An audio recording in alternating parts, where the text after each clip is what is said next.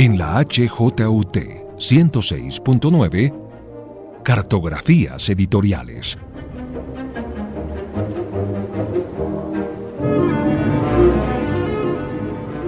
Presenta y dirige María Elvira Jaramillo.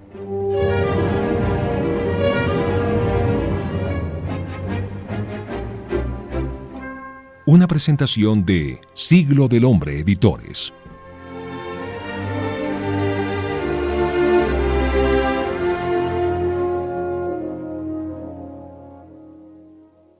La vida está llena de decisiones, de gratas y de desafortunadas coincidencias, de aventuras que nos seducen y de pistas invisibles. Sí, piénsenlo un segundo. La vida está llena de pistas, pistas que nos dan luces para tomar esas decisiones y para enfrentar esos caminos. Estoy segura de que si ustedes están oyendo este programa es porque en muchas ocasiones sus pistas han sido libros. Y en ese caso, ¿quién pone esas pistas? Seguramente alguien capaz de construir herramientas para entender mejor la realidad que vivimos y que queremos transformar.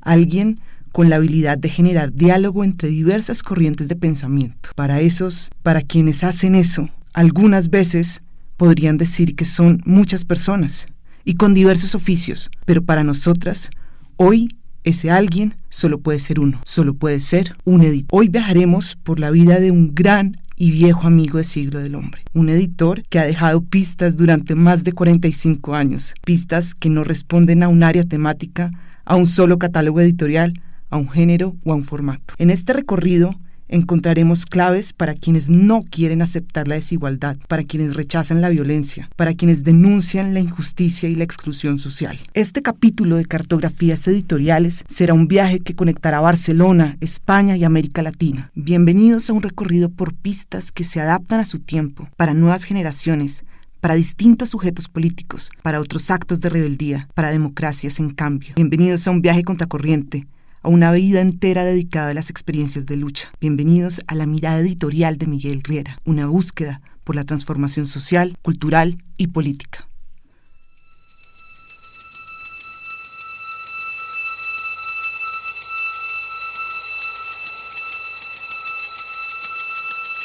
Sí, exactamente. Hoy está con nosotras desde el otro lado del Atlántico, Miguel Riera. Hola Miguel, bienvenido a este programa, a Cartografías Editoriales y a este viaje que es el tuyo. Entonces, pues bienvenido. Gracias por la invitación, os agradezco mucho las generosas palabras y que me permitáis dirigirme a nuestros lectores y a los no lectores colombianos. Miguel, en este viaje hemos hablado de pistas hasta el momento, porque cuando uno se aventura a mirar qué ha pasado en tu vida en los últimos 45 años, encuentra eso, pistas para ver y entender el mundo de una manera diferente en diferentes momentos, desde diferentes disciplinas. Pero tengo que preguntarte, ¿cómo lo entiendes tú? ¿En qué medio de transporte vamos a viajar en este recorrido? Y si atravesaremos algún tipo de ecosistema particular. Bueno, yo sí miro hacia atrás, me da la impresión de que el vehículo en el que he estado viajando todos estos años es el coche de las montañas rusas. Okay.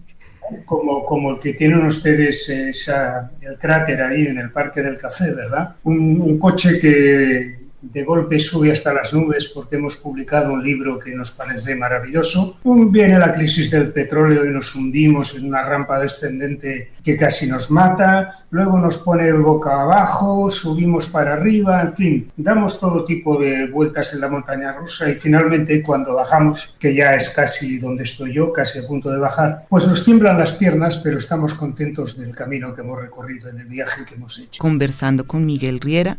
Miguel es el fundador de varias editoriales y varias revistas. Ustedes se darán cuenta que el programa de hoy va a cambiar un poco en formato. Vamos a ir descubriendo al personaje y no se los voy a presentar desde el principio, porque de eso se trata un poco el juego de hoy, de esas pistas que se van encontrando uno en el camino y que lo hacen mirar las cosas de una manera distinta. Miguel, entonces pasemos a la parte del equipaje, de la maleta. Quiero que ahí la abramos y hablamos un poco de esta canción de Serrat. ¿Por qué la escogiste? Y creo que va en camino a lo que vamos a hacer hoy. Bueno, la escogí porque yo procedo de esa cultura, ¿eh? Nací en Barcelona, por cierto, en el mismo barrio, a 100 metros de Serrat, somos de la misma generación casi, ¿no? Jugábamos todos los críos de la época en el barrio a pelota y de alguna manera esa cultura, esa forma de ver la vida, que ha sido muy mediterránea, muy europea y que en parte se ha trasladado también a América Latina, ¿no? Porque América Latina es un mestizaje cultural también, ¿no? He arrastrado de esa cultura inevitablemente y la he traducido, la he trasladado a mis labores en el mundo editorial, por supuesto. Ahora, teniendo en cuenta ese viaje, el viaje del editor, ¿qué ha sido fundamental en tu equipaje? ¿Qué no ha faltado en estos ya casi 50 años de trabajo en el mundo del libro? Hombre, lo fundamental ha sido la cantidad de amigos y de gente que ha estado siempre alrededor de la editorial. Yo siempre pienso, cuando me hablan de la labor de dirección en las revistas que he dirigido, que en realidad las revistas no las he hecho yo, las ha hecho los colaboradores que hemos tenido alrededor. En las editoriales también. Siempre ha habido grupos de personas, amigos, personas que nos han ayudado y que, por desgracia, y esto es parte del equipaje también, parte del equipaje negativo, que es el sentimiento de pérdida que a veces tengo con la gente que ha ido desapareciendo físicamente a lo largo de los años. Entre ellos, por ejemplo, un novelista colombiano muy querido y muy amigo, Rafael Humberto Moreno Durán, que fue muy importante en la primera etapa de Montesinos y de la revista Quimera, ¿no? Otro bagaje negativo que llevo conmigo es esta sensación de derrota política, ¿no? De triunfo de las ideas neoliberales, que parece que, como dijo Margaret Thatcher, ya no hay alternativa, ¿no? Y que hemos sido, las personas que nos consideramos de izquierda, hay que admitir que hemos sido ampliamente derrotados. Y estamos en un momento ahora de impasse en el que vamos a ver si las generaciones jóvenes sacan a los pueblos de sus marasmos, ¿no? ¿Qué otros equipajes he llevado conmigo? Bueno, pues creo que el entusiasmo, una cierta capacidad de trabajo y terquedad, tozudez, ganas de seguir haciendo cosas. Yo ahí quiero señalar dos cosas de lo que acabas de decir, el sentimiento de derrota y pues no sé si es el espacio, pero lo voy a aprovechar para decirte que esos libros, esas pistas que han dejado ustedes en el camino han llegado a muchas partes y a muchas generaciones y siguen siendo hoy una forma de entender el mundo y siguen siendo vigentes. Entonces, pues entiendo el sentimiento de derrota, pero creo que no lo puedo ver así porque en mi caso yo uso esos libros para pensar que el mundo sí se puede transformar y que la cultura tiene que ser el vehículo, definitivamente. Estoy de acuerdo, el mundo se puede transformar y hay que transformarlo. Es imprescindible porque si no vamos a la catástrofe, pero está difícil. Está difícil, sí, tienes razón, está difícil.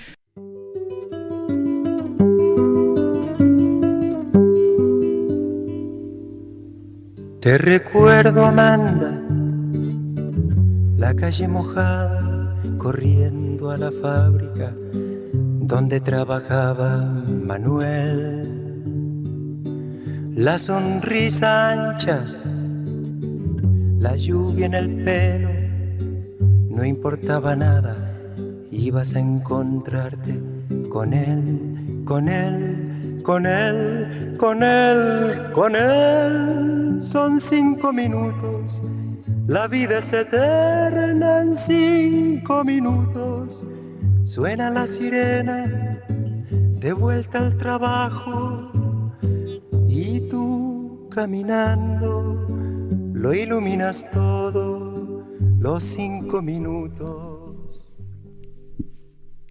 Hoy vamos de viaje con Miguel Riera. Miguel es un gran amigo del Siglo del Hombre. De hecho, hemos compartido distintos momentos de la historia, tanto de España como de Colombia, y precisamente hablaremos hoy de esos libros que han permitido esa conexión España-América Latina. Pero antes de que empecemos a hablar de esa relación de Miguel con la América Latina, quisiera, Miguel, que nos devolviéramos un poco y empezáramos por tu primera editorial o por tus primeros acercamientos. Empecemos a hablar de cómo llegaste a crear una revista de rock, porque hasta ahora no hemos hablado de eso, y después, ¿qué pasó con El Viejo Topo? Bueno, en realidad esas sorpresas que tiene la vida, como dice la canción, ¿verdad? Yo en realidad era científico, trabajaba en el Consejo Superior de Investigaciones Científicas y tenía un vecino que era un crítico musical, buen amigo, que me pidió ayuda para organizar y lanzar una revista de rock que se llamó Vibraciones, que él dirigía, en la que yo no tuve participación intelectual, pero le ayudé efectivamente a montar la revista, la empresa. Creo que es la mejor revista musical que se ha hecho en la historia reciente de España, ¿no? Sin ninguna duda. Una revista del rock del momento, de la música de los años 60 y 70, que en mi opinión sigue siendo la mejor en el campo del rock. Ahí fue donde me rodé, donde me acerqué al mundo de los libros, donde descubrí esta cosa que yo solo sabía de radicales libres inertes, no sabía nada del mundo de la edición. Me metí en eso y ya no pude parar. Fue cuesta abajo. Miguel, pero cuéntanos entonces por qué saliste del mundo de la química. ¿Qué fue lo que definitivamente te hizo decir, bueno, hasta aquí voy, yo llevo un buen tiempo haciendo esta tesis doctoral, pero hasta aquí? La verdad, lo viví de una manera, luego lo pienso con los años, no estoy muy seguro. Creo que lo que me capturó el mundo de la edición, más que irme yo de la química, pues me capturó el mundo de la edición. Empezamos a hacer algunos libros y poco a poco lo fui dejando. Tuve un periodo en que lo simultaneé con la enseñanza, pero lo abandoné también porque el mundo de la edición es muy absorbente.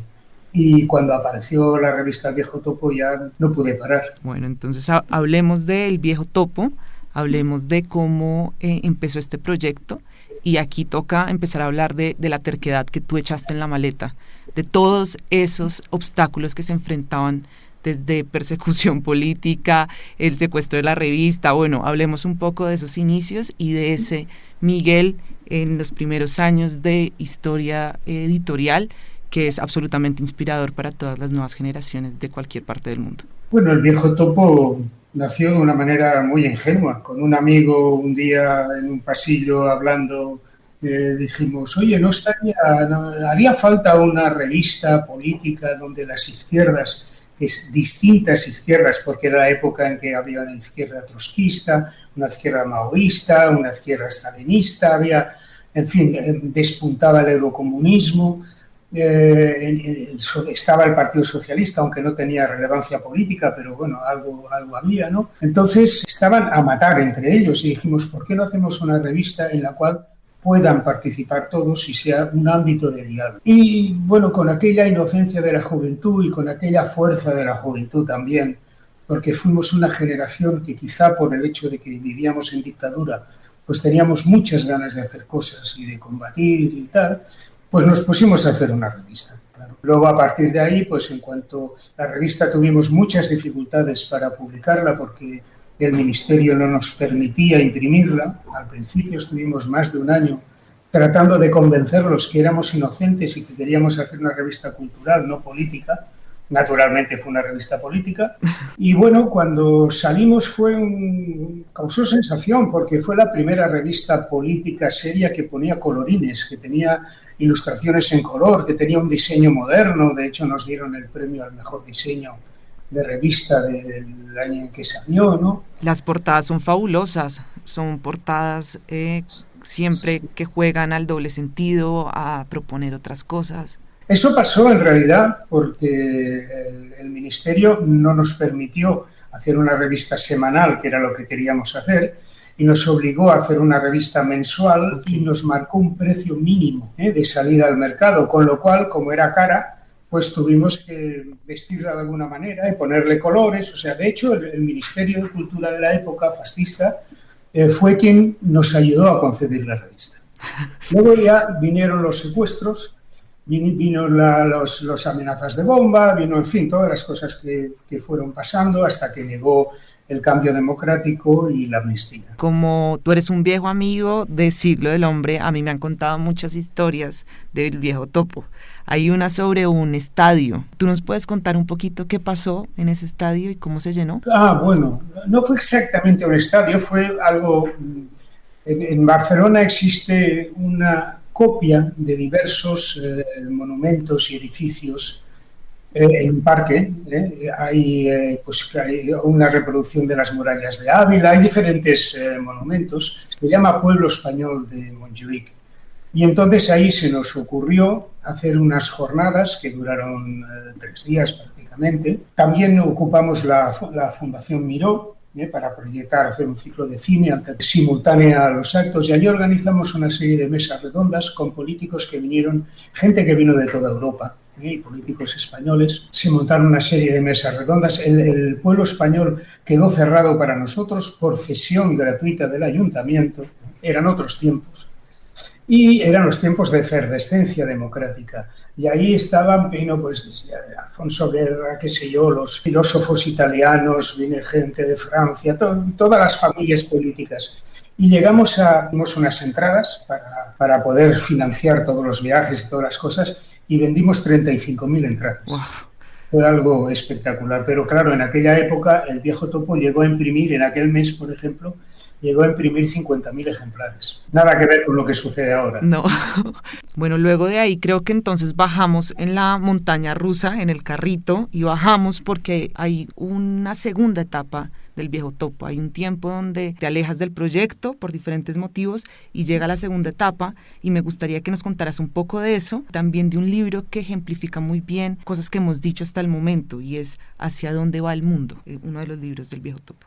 Bueno, efectivamente, yo lo dejé en 1980, pasé a otras aventuras editoriales. Lo dejé porque, sinceramente, era tan ingenuo que creí que lo más importante ya estaba hecho y que el Partido Socialista, que entonces se declaraba partido marxista y revolucionario, pues que iba a guiar la democracia por los senderos que yo pensaba que tenía que ir. Y creí que había otros huecos y otras tareas que hacer. Me marché. La revista cerró en manos de los que siguieron en ella, y yo recuperé, cuando pude recuperar la marca, y la volví a sacar básicamente porque ese Partido Socialista que había despertado las esperanzas de nuestras juventudes participó en terrorismo de Estado. Es decir, combatió el terrorismo de ETA con terrorismo de Estado. Y eso a mí me pareció inaceptable. Y también porque empezaron a aparecer casos de corrupción. Claro, democracia parlamentaria y corrupción parece que son cosas que van indisolublemente unidas, pero no estábamos preparados para descubrir que el Partido Socialista también tenía elementos corruptos y había casos de corrupción. Y entonces pensamos que sería bueno volver a salir y volver a, de alguna manera, tratar de iluminar los senderos de la izquierda en la medida en que pudiéramos, ¿no? Y desde entonces, eso fue en el año 93, si no recuerdo mal, y desde entonces se ha ido publicando ininterrumpidamente hasta que hemos rebasado ya los 400 números. ¿Podemos hablar entonces un poco sobre este libro, el de Hacia dónde va el mundo? Hacia dónde va el mundo. Bueno, simultáneamente, cuando yo dejé la primera etapa del Viejo Topo, pasé a dirigir la revista Quimera y fundé la editorial Montesinos, pero en la segunda etapa del Viejo Topo empezamos de nuevo a publicar libros, efectivamente. Uno de los libros que publicamos es este de un profesor, por cierto, que ejerce enseñanza en Colombia, Francisco José Mojica, y un profesor cubano que también es muy conocido en América Latina, Francisco López Segrera, que el título es efectivamente Hacia dónde va el mundo, y que en realidad es un libro sobre todo de prospectiva. La prospectiva estudia los futuribles posibles, estudia qué es lo que puede suceder en los próximos años y décadas, y puede plantear o debería plantear también las estrategias que se pueden dibujar para ir por los caminos que se consideren adecuados. De esto va este libro, va de prospectiva, va de pronóstico. Hay que tener en cuenta que estamos en un momento absolutamente crucial, que tengo yo la impresión de que la política realmente existente trata de no mirar, que es la transición geopolítica de gran magnitud que se está produciendo en el mundo en estos momentos. Ahora mismo, por fin, una potencia imperial que dominaba el mundo, que es Estados Unidos, está empezando a ver cómo se le sube a la oreja otra potencia, no imperial, pero de la misma fuerza y energía que China. Claro, eso desestabiliza el mundo realmente, ¿no? Presenta unas alternativas, pinta un futuro difícil y complicado, porque ya se sabe que cuando una gran potencia domina el orbe, domina el mundo, y empieza a ser sustituida por otra, las cosas suelen acabar mal. Y creo que las clases políticas de los países, sobre todo en Europa, ¿no? Europa está mirando a otro lado, no quiere enterarse de esto, habla con unos, habla con otros, pero no no se hace cargo de lo que está sucediendo. Y, por supuesto, Estados Unidos sí se hace cargo. Estados Unidos ha publicado recientemente unos textos, un think tank ha preparado unos documentos para el gobierno americano muy amenazadores hacia China, muy amenazantes hacia China, que nosotros hemos publicado en la revista. La organización se llama Consejo Atlántico, y realmente da un poco de miedo hacia dónde se está dirigiendo el mundo. De manera que la perspectiva, estudiar las tendencias, creo que es algo imprescindible y que toda la clase política, todo el mundo debería estar al tanto de este asunto.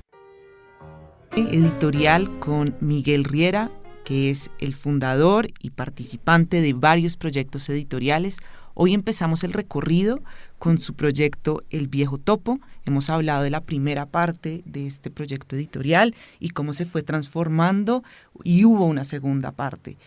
Hoy vamos a hablar solo del Viejo Topo, les anuncio. Después, en otros programas, seguiremos caminando con Miguel y hablaremos de otros proyectos como la Editorial Montesinos, la Biblioteca Buridán, Piel de Zapa, en fin. Pero quiero aprovechar este episodio, Miguel, que estamos hoy hablando contigo, que nos diste un marco político desde donde empieza tu mirada editorial, para que hablemos de la concepción de una revista. Es raro, y tal vez a ti te parezca aún más raro, pero hoy en día las revistas parecen animales en vía de extinción. Ya nadie publica revistas, se cierran las revistas, incluso de entretenimiento, y quisiera aprovechar eso para que habláramos un poco de cómo concibes tú, desde lo editorial, la creación de una revista. El problema es que hoy en día, y por eso desaparecen las revistas, se ha impuesto la lectura de la inmediatez. En la revista, el post de Twitter, incluso hay un presidente o expresidente norteamericano que gobernaba a base de tweets, ¿no? Sí. Claro, eso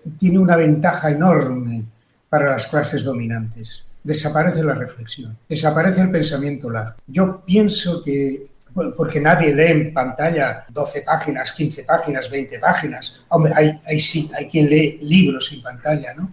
Es otro tipo de lectura. Para hablar de política, para hablar de cómo está la sociedad, pues la gente se ha acostumbrado a flashes, a ir con el teléfono en la mano y ir leyendo en el teléfono. Claro, leer un análisis político sobre lo que decíamos antes, ¿no? La transición geopolítica que se está produciendo en un teléfono, pues realmente es difícil. De manera que yo creo que siempre va a quedar un trabajo a hacer en el mundo de las revistas. La revista permanece. Nosotros nos encontramos con que de infinidad de universidades y lectores nos piden de golpe, por favor, un artículo que se publicó en 1980 o 1994 o lo que sea, ¿no? Eso permanece. Es verdad que también podría permanecer en la red, ¿no? Pero leer en un artículo en la red es casi como leer en papel. No sé, creo que no me estoy explicando bien. Pienso que las revistas van a seguir durante tiempo, pero en tiradas muy cortas, y que, por desgracia, se va a seguir imponiendo, por lo menos para una generación más, la lectura esta telegráfica, que se lee en teléfonos y breve, y nota sensacionalista y poca cosa más. Sí, yo definitivamente creo que igual ustedes desde el Viejo Topo, cuando uno se mete a los canales digitales y a la página web, entiende cómo son capaces de proponer a partir de los canales digitales igual otro tipo de discusiones, ¿no? Con blogs, con la comuna, con otro tipo de materiales donde dicen, oiga, sí, sabemos que la gente está consumiendo en medios digitales, pero nuestra discusión no es una discusión inmediata, sino es una conversación profunda. Y han invitado a autores y a colaboradores para que de alguna manera hablen también en ese tipo de lenguajes, y eso me ha encantado. Eso es, pues esa es la intención. No es que descartemos la presencia en redes, ¿no? Pero creemos que el papel todavía tiene tiempo y capacidad para existir. Miguel, yo quiero agradecerte muy especialmente que nos acompañes hoy, adelantarte que, pues bueno, hoy ha sido el primer programa, pero espero que nos queden otros, porque nos quedan otras editoriales y otros proyectos pendientes. Para mí ha sido un gusto acompañarte en este recorrido de 30 minutos y ha sido muy inspirador. Quiero que sepas eso. Para mí, para mi generación, oírte hablar sobre las anécdotas y sobre las apuestas y sobre esa terquedad es inspirador absolutamente. Muchísimas gracias. Yo os agradezco que me hayáis podido permitir dirigirme a vuestros escuchantes. Muchas gracias. Bueno, y quiero que sepan que este ha sido un viaje de pistas, un viaje que ha sido diferente a todos los programas de cartografías, pero es un viaje de señas de identidad de otros, de otras personas que se han encargado de construir esos caminos de pensamiento y de intercambio. Quiero que sepan también que este es un viaje por la lucha de la transformación social y que, como lo dicen en el viejo topo, a veces parecemos pocos,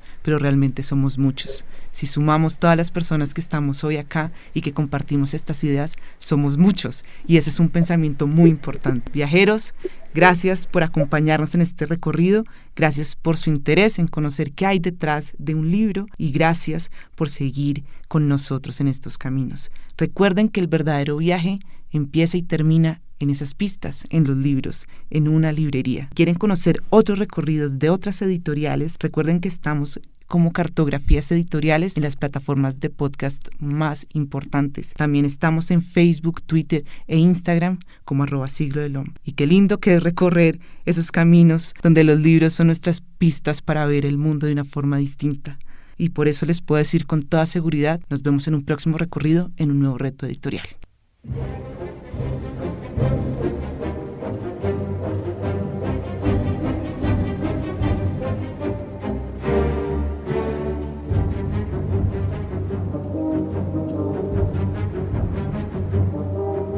En la HJUT 106.9, Cartografías Editoriales.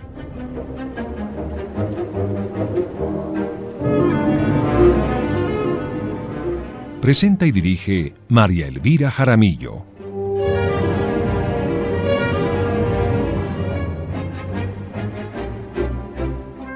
Una presentación de Siglo del Hombre Editores.